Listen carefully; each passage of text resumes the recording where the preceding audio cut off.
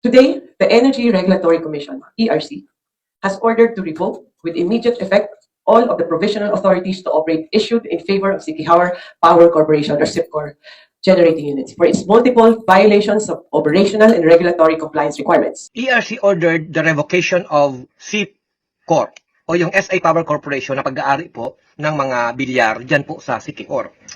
Nakaranas po ng brownout ang ating mga kababayan dyan sa Siquijor, sa island of Siquijor, simula Enero 2024 hanggang Hunyo 2025. Ganito mga kababayan, sinasabi ng batas na ang kuryente ay basic na pangangailangan ng mga mamamayan kung kaya't nabuo ang NAPOCOR at mga kooperatiba sa buong bansa.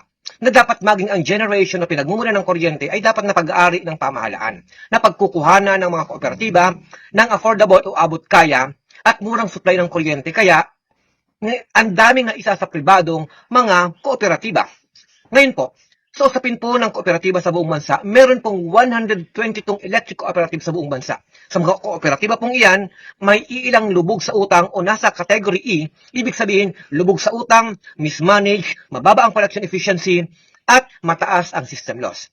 Ngayon, yung nangyari po dyan sa Siquijor, na mismanaged, ibinigay sa private entity, kaya ang resulta, pag private equals profit. Kaya dapat ang ipira, ibasura.